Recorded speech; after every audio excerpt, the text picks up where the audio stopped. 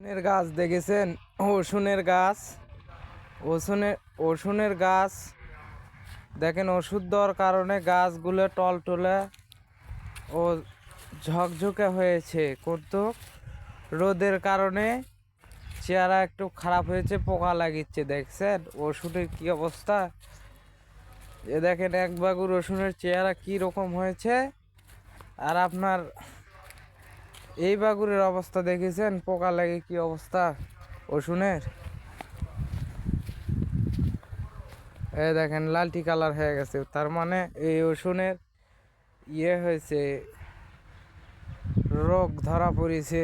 বলতে কি, পাতা সব মরে যাচ্ছে, সব রোদের কারণে একবারে নষ্ট হয়ে যাচ্ছে ফসল। আর এটার দেখেন কালার, দেখেন কি সিস্টেম, আর এটার দেখেন কত ডিসপ্লে। এইদিকে দেখেন আবার আলুর বাড়ির কি অবস্থা।